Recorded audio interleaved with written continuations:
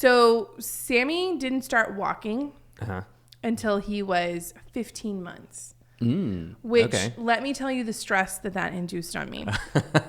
Because I just felt, I was so worried that because I walked when I was on my first birthday. And so I felt like we'd been hitting all the milestones. I was worried he was just too delayed. He was walking. He just wouldn't let go. Oh, yeah. You know what I mean? He was just fearful of letting go of the wall or whatever. Yeah. And the first time he walked, the first unassisted steps he took was to Steven's mom, which they are also birthday buddies. So it was kind of like the sweetest thing, you know, like they had just gotten there. I think for his birthday party, which was about a month after his actual first birthday. And they walk in the door and it's late in the afternoon or evening. And he just Marcus, please deal with your coffee cup. It's got a mind of its own, okay? Does it? Or something. Or something. Anyway, he took those little steps to his Gigi, and it was the sweetest thing. That is and then nice. I don't remember, there had to have been another moment that was now we've started going. But I don't remember exactly what it was. What I do remember is that in May of that year. So, oh, Lord, I guess that was just last year, 2023. Isn't that crazy? That's nuts. He started what I called the T-Rex phase of toddlerhood, where they walk, but they walk with their arms out right close to their bodies. Yeah. I'm doing it, but if you can't see the video, then it just sounds weird. But where they kind of walk with their hands super tight so that they just look like little T-Rex arms. Yeah. He started that in May, and it was my favorite thing. He toddled around. And Miley used to run, and she'd scrunch up her shoulders. That's T-Rex. I get it now. I'm sure you do remember. Yeah. So it was the so we have poolside Bible study. Yeah. Or I don't know if that's what it's, but yes, that's same what it's concept. called. That's what it's called. And we were doing that, and it was at my house. It was June 26th, I think. First of all, so impressed. I know the only reason I remember that it was Zach's birthday. Oh, okay. And so so I was outside, and we have it's kind of like a sunroom-esque space that is right next to our pool. And so Miley was just inside with Hannah and Bethany, and all I hear is a screaming inside, and I look, and it's oh, my child has taken her first steps, and I just missed it. Aww. So it's just right outside. I was close by. So then later that evening, she did, she walked to me. I do have video of that, which was really fun. Yeah.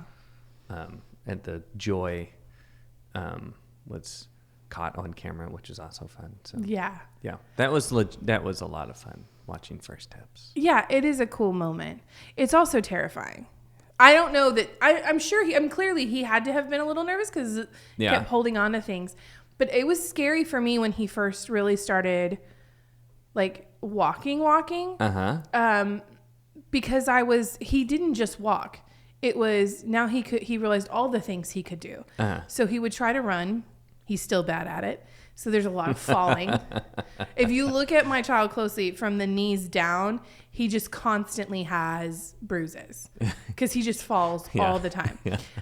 But he also had a little play slide that he could climb up. Yeah. So he would walk over to it, climb up, stand on the top of it, and then sit down to slide. And I was very aware that you shouldn't constantly be be careful, be careful, be careful. I didn't want to make him more fearful. So I just had to conceal, don't feel. I just had to Elsa the whole thing. You got this, Elsa. It was terrifying. I love when any toddler that's just learned, when they get going and they don't know how to control their speed, and it's just so funny to watch. It is funny. When they're leading with their head. Yeah. And they look like they're going to topple forward. Yes. It is funny. Yeah.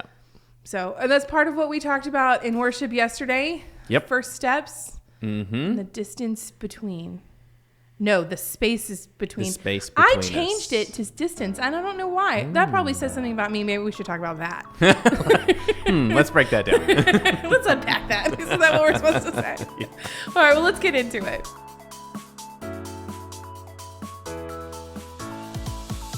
Hi, I'm Becca. I'm the pastor of Family Ministries here at Katy First. And I'm Mark. I'm the senior pastor here at Katy First. Welcome to the Katy First Family Podcast, where we offer ideas, inspiration, and encouragement to help you and your family grow as joyful disciples of Jesus Christ. Today we're talking about the space between us. The space between us and the ascension of Jesus. I don't feel like most people, maybe we know about the ascension. I don't feel like it's a big deal for most people. I would totally agree. Okay. Yeah. I probably didn't think much about it till even well after seminary. I'm not even sure. But, we get it in mainly Luke's gospel. I'm trying to think. John doesn't. Mark certainly doesn't. Matthew sort of, kind of, but not really doesn't. He didn't really ascend. He gets to the top of a mountain and then says, See ya. Go make disciples. The Great Commission is sort of important. The whole Great Commission. But it really is. I try to tie it to the Apostles' Creed that we often say in our worship services, and how much space it even gets in our Apostles' Creed, I think is. I hadn't thought about that. Evidence of hey, maybe this is a pretty big deal of what we understand. And I have preached the ascension a couple times, and usually I will sort of, because we don't really talk about it, what is the significance of this? And this year it was what if we just sort of, if I try to make this more practical to us every day? Mm-hmm.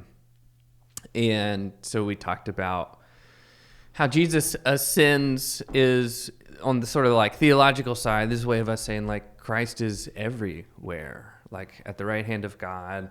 However we understand what heaven is, this cloud going up. These are all sort of symbolic imagery of saying to us where Jesus went is important. And as Paul would later say, Christ fills all things. Mm-hmm. And then you can kind of say, okay, good, ascension, get it. And but then beginning to think about, what was it like for a disciple who would have been with Jesus after the resurrection and then he ascends, mm-hmm. and he's with us and whatever that means, but in reality, he can't sit down and do a podcast with us, right. So there's an essence of him being gone or absent. Mm-hmm.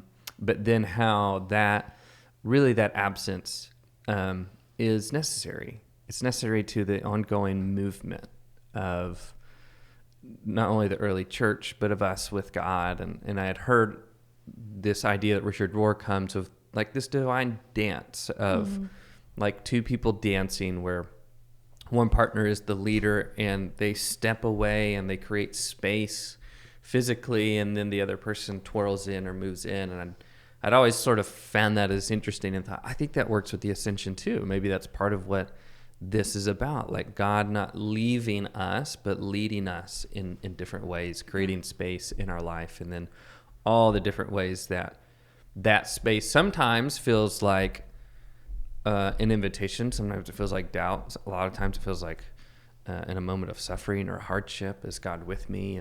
And so I think the ascension has something to say to all that space between us can be a good and necessary part of God continuing to lead us and invite us into different ways. I thought it was really interesting that you and Richard Rohr apparently talked about it as a dance, because one of my favorite fancy terms, which I will now proceed to butcher, that I learned in seminary was the perichoresis. I'm not sure I'm saying it right. Mm-hmm. But it's this divine dance that God does within God's self, right? So God the Father, God the Son, God the Holy Spirit, the way that they dance together, right? The way they move together.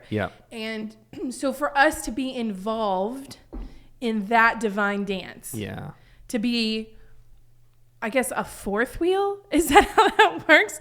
A dance partner in this cosmic dance, to me, is a really beautiful illustration of a couple of things. Mm-hmm. The nature of God, right? On the move and constantly in invitational relationship, right? Extending a hand out, keeping, the dance going. Yeah. And also that invitational relationship to us to be a part of the dance. God still is leading. God still is the one setting the steps, setting the dance. But invites, not just allows, invites, encourages, makes space for us to be a part of that dance.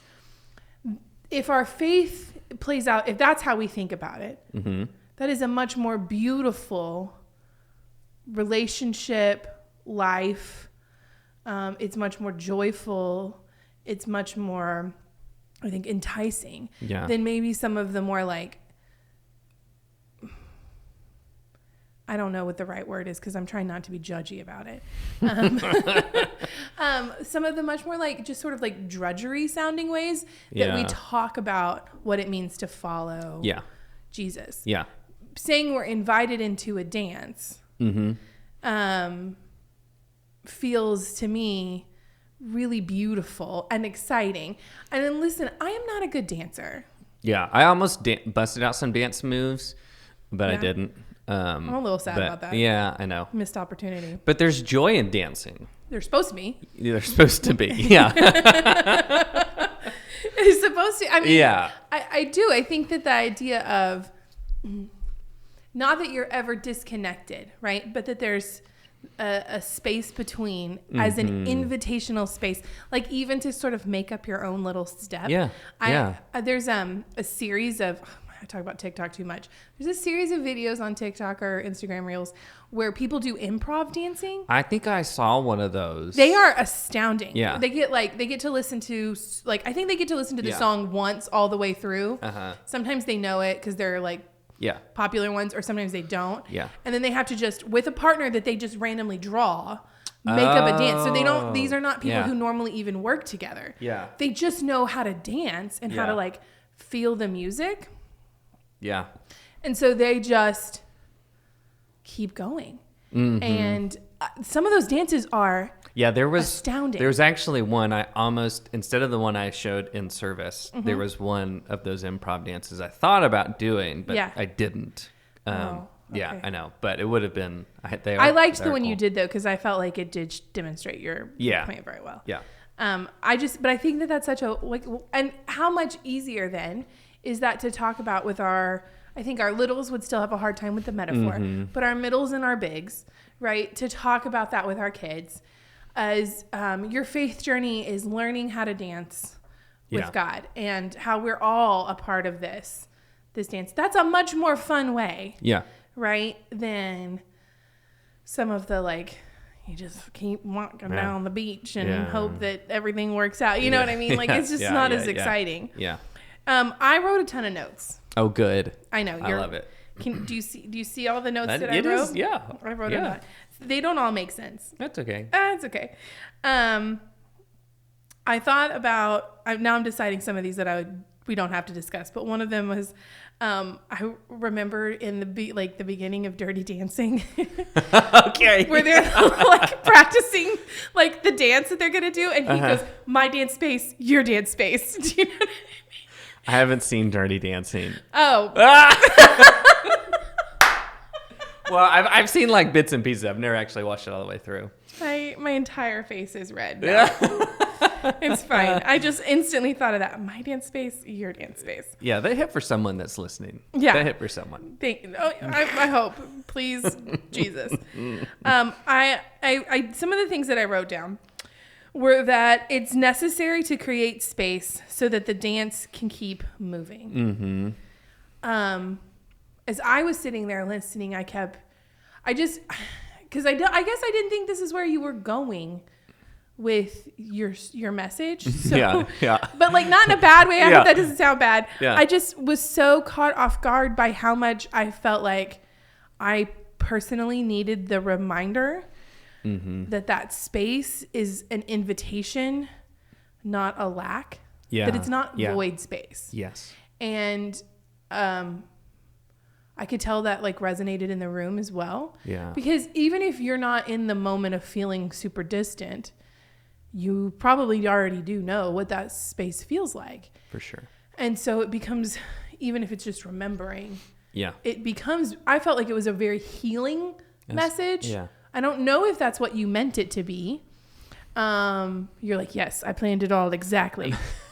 But it felt very like, not just invitational. It felt healing to me. Yeah, that's good. I'm glad to hear that. Honestly, when this sort of idea came a few years ago, when I was thinking about doubt, and folks that were going through processes of deconstruction, and how there's actually a bit more that was with this, but this was one element of like, hey, sometimes we experience this gap. And for a lot of people who have deconstructed, it's like that gap, you think it has to be bad, but it's not. Like it really, I think, is an invitation of maybe some of the things that you've had to rethink, while it feels like, oh my gosh, why do I feel distant from, and maybe it's distance from a faith I once knew. Maybe it's a little bit of feelings of a whole bunch of things, but like to try to like put language and imagery around something that we're experiencing and saying, actually, I think it's part of it. Like we should expect this to happen. We should expect these, and they can be invitation pieces. But then it sort of grew out from there of like, oh yeah, this also applies to, and this is where Richard Rohr, he really applies it more to like the experience of suffering. He leans a lot more into that. I definitely identify with a lot of the like feeling of like, oh, God's calling you somewhere, and you're like, ooh, I don't know about that. And so it has a lot of application, I feel like. I no, agreed across the board. I don't know why I wrote it this way, but I wrote the God gap. The God gap feels like distance or suffering or doubt or a terrifying invitation, which all of that was me trying to very rapidly, directly quote what you were saying. Yeah. I got to thinking about it because, we talk about, I say we, I don't mean you and I feel like Christians, sometimes maybe even really specifically like pastors or like church leaders, we have this idea of talking about doubt as a negative. Now, I know you and I don't talk about it that way. We don't feel about it that way. I think most, United Methodist clergy wouldn't talk about it that way. However, there's still in the water this idea of doubt, and that's kind of what you're saying with deconstructing, right? That doubt is this negative thing, and I definitely remember growing up the idea that if I felt doubt, I needed to trust more, right? And so I really loved the reframing of doubt as an invitation to not just dance more, but to be more creative. Because what does that do for our ability to think about God in a broader way? Yeah. If that doubt is really just a space to expand how we see God, well, that's not, it might be scary in its enormity, but it's not negative. Yeah. Right. It is still an invitation, but it's an invitation to more knowing. It's not a lack of faith. Yeah. Yeah. And I love that. Yeah. If God is more than just multiple choice, right? But rather like a fill in the blank, right? Or not even maybe, like a paragraph sort of thing. If it's more space, then our answer can be more expansive, more gracious, more whatever. Yeah. Does that make sense? Yeah. I think there's one, I think it's just, and I think it's shame is usually what we feel with that. And whether that's told to us, picked it up, wherever it comes from, don't know. But it does usually, it feels like, oh, something's wrong with me because I'm experiencing this gap. Yeah. As opposed to, no, that's part of the thing. That's part of the process. It's part of what God wants you from time to time to experience. It's a good space. And like you said, that's what a good parent does. Takes a step back so that you can take not a step forward even necessarily, although that was a good metaphor, but to take another step out to in whatever way, right? Just to move, to make up the steps. Yeah. So that you can keep going. I don't know. I thought that whole thing, I don't want to have a whole podcast where all I do is tell you how great you are. It's like, oh no, come on, that sounds great. But like, I genuinely, I don't know if it just was that like it hit for me. Yeah. I think that I debated yesterday what I would say today, like on the podcast, because obviously I know when you're preaching that we're going to talk about it the next day. Right. Thus the notes. But Mother's Day is always sort of like a mixed bag for me. Yeah. And I don't mind being super open about it. I will say though, I'm going to talk about for just like 2 seconds that I hopefully have the courage to not edit out. Like my personal experience of Mother's Day. Yeah. So if Mother's Day is tough for you, like just skip ahead. You don't have to listen. Just a little, just a little warning. Turn the volume down for a little bit. Mother's Day is sort of a mixed bag for me. Yeah. I'm lucky, like my relationship with my mom is good and I still have her, but my personal journey to motherhood was just difficult. Yeah. And it involved, like years of longing. It involved loss, both of our own kids and like letting go of foster kids, which just as a caveat was the absolute right thing. Like I don't want to be like mourned for that, but it did cause a season of grief for me. Yeah. So even though I'm so delighted and feel so lucky and blessed to have Samuel, I'm also still looking at like empty chairs that I thought would be filled. Mm-hmm. Does that make sense? Mm-hmm. And so it's sort of a mixed bag. So grateful. The sorrow doesn't go away just like that. Right. So the distance, the space, for me felt like such an invitation. I remember when Steven and I first started dating, like right before we started dating, honestly, like right before. I had just sort of decided like I probably wasn't going to meet anybody. I mean, I wasn't that old, but I felt it at the time. Yeah. Was in my early 30s. And so I was like, if I felt like life would be like XYZ and it wasn't. Yeah. And so I had slowly kind of come to the realization that what I had instead, what I had been given and what I had built were also this big, beautiful life. It was different, not less. Right. Yeah. And actually it might have been more, because I could never have planned, like I had this kind of realization while I was in China with my, like seminary. Mm-hmm. So here I am like able to get my master's degree, which I never thought I'd be able to do. Here I am, in another country getting to explore on my own. Mm-hmm. I had this like life that I liked and this calling that I loved living into and all of these things. And it wasn't less, it was just different. It ended up that creative space had been a blessing, not a lack. Yeah. But I think sometimes we have this ability to, because we see a space, to see it only as lack. Yeah. And there's no judgment on that feeling. Like it makes sense to have that feeling. Mm-hmm. But one of the things that I have learned as I've gotten older, and one of the things that other people have helped me to learn, is that the thing we tell ourselves becomes what's true for us. Mm-hmm. So starting to really rewrite that narrative just in my head. Yeah. Of this isn't lack, this is just space for creativity. Yeah.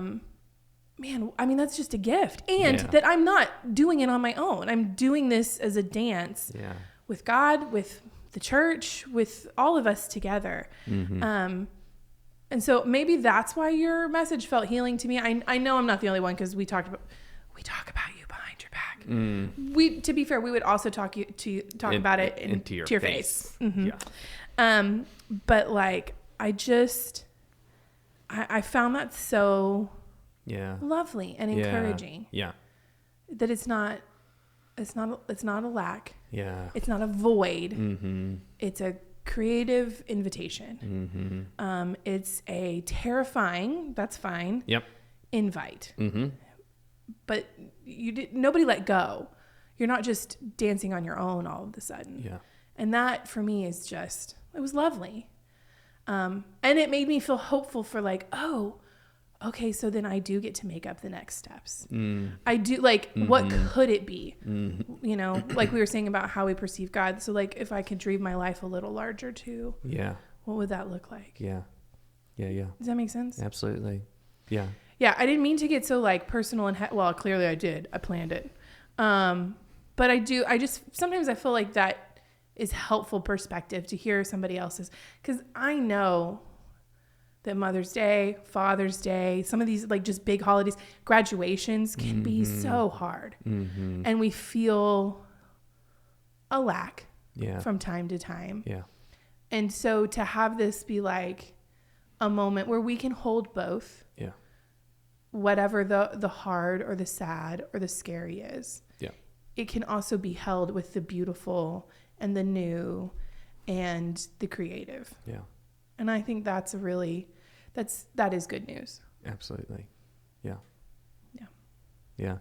I mean, I this as pastors, we write a sermon, and then as we're taught in our pastor classes or our preaching classes, like, and it sounds weird, but you trust that. I believe there's an element of what I kind of brought to the table, the Spirit brings to the table, and then God's writing the sermon in amongst all of us as we're all hearing it. And I think it's just so encouraging that, from time to time, it does feel like certain sermons just, God's doing some good work in it. And it's always so like encouraging and grateful to hear when that's happening. Yeah. When your dance steps helped somebody else dance theirs. Yeah. Because I think absolutely, to be able to, I love that. I think about, like you said, this. For our younger kids, being able to communicate this dance, I think that creates sort of a healthy mindset about our relationship with God. But as we get older and as we experience those gaps more and more, but I'm thinking particularly with like teenagers, right. I think these are just so real. And I think those are some of the times when that shame really comes up, when you think, oh, I don't feel a certain thing, or I feel distant. And transparency. I've had parents tell me, I'm worried about my child because they don't believe in XYZ. And for sure. Sometimes I think they're rejecting a version of God they picked up somewhere. Right. That if we sit down, we'd probably go, I don't believe in that God either. Yeah. Yeah. And so what they're experiencing as a gap is actually an invitation maybe to a more true, loving version of God, that somewhere it got messed up.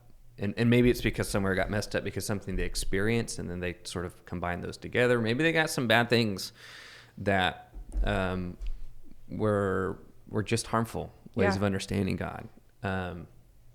And to be able to have that gift of someone to be able to say, yeah, I'm sorry that I kind of agree with you. If that's who we thought God was, I wouldn't want to be believing in that God either. Yeah.